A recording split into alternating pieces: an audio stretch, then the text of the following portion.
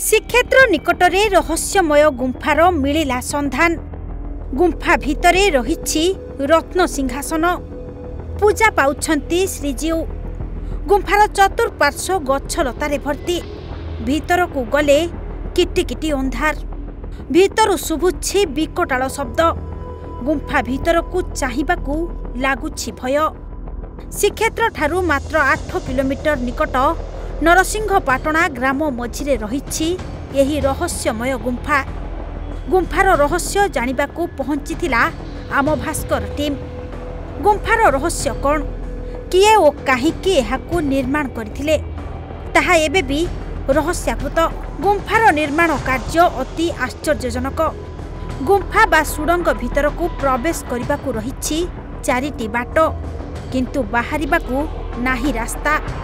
गोटिए घरु अन्य घरकू भी नाही रास्ता। छोट छोट सुडंग भितरे रहिछि बड़ बड़ बखरा घर। ब्रह्मगिरीर नरसिंहपाटणा गाँ मझिरे एभली रहस्यमय गुंफा भितरे पूजा पाउछंती चतुर्धामूर्ति।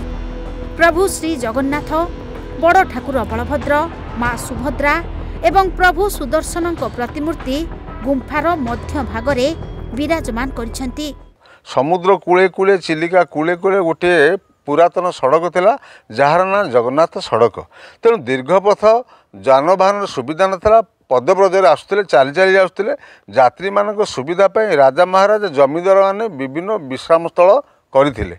किंतु तार गठन शैली एमती, कई कई कहती गुप्त गुंफा, कई कई कहते अदृश्य गुंफा, किंतु ताहानु से गुंफाकृति किंतु शह शह बखरा। सी सीमेंटर व्यवहार होनी, से सीमेंटर उद्भावन हो नाला। से चून एवं केन्दु अठार से जोड़ी होती गोटे गोटे कांथर ओसार 5 फुट। तेणु शह शह बखरा। आज्ञा ये गुंफा तो बहुत पुरातन गुंफा जे आमे तो जानू भलसे। हेले आमर बापा जेजे जो मैंने अच्छा जो मैंने थे आमको भी से कहती जे यहाँ 52 बखरा। 52 बखरा हेले आमे तो आज जाए देखिपारूँ 52 बखराटी केमती कौन, कारण ये घर द्वार अलरेडी भांगी गलानी। आतबले जो आमर चलिकी लोक पद चलिकी आसती रथयात्रा देखा कि जगन्नाथ को दर्शन करने कि बेपार वाणिज्य करने यहाँ आमर हूँ आज्ञा गंजाम रास्ता जहाँ कहती से रास्ता आमर पुरी की जावाई गोटे स्वतंत्र रास्ता यहाँ अच्छी। दक्षिणात्य को यातायात करने यह थिला प्रमुख रास्ता। तेणु यही रास्ता सदृश घरगुड़िक हेउछि चट्टी घर। साधु सन्थ यात्री और राजांको खबर बाहक डगर एवं राजांकर अवसर विनोदन गृह होइथाइ पारे बोली अनुमान करा जाउछि।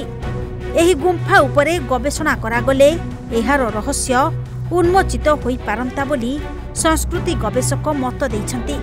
एहा छडा आगामी पीढ़ी पई एहार संरक्षण सह पुनरुद्धार करबाकू अंचलवासी दाबी करिछन्ति।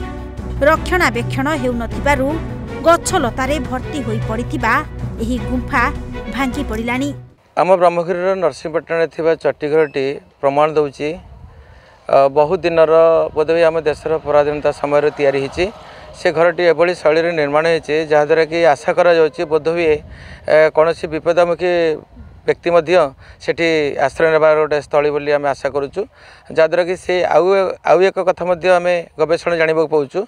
दाक्षिणात्य जिते जगन्नाथ भक्त मैंने जगन्नाथ दर्शन करने आसती सेठी से माने किसी समय अवस्थापन करके जगन्नाथ दर्शन कर फेरती। ये गुंफा होची ब्रह्मगिरी नरसिंहपाटणा ग्राम में चारिआड अंधकार रही। केते गुंफा रही ए गुंफा कहीं सबूर प्रश्न एवं उंकी पारुची। एपटे ए गुंफा जराजीर्ण अवस्था भग्न अवस्था पड़ रही बेले स्थानीय जनसाधारण ए गुंफार पुनरुद्धार पर सरकार पाखे दाबी रखिंट। ब्रह्मगिरी बाल्मीकि नायक, ओडिशा भास्कर।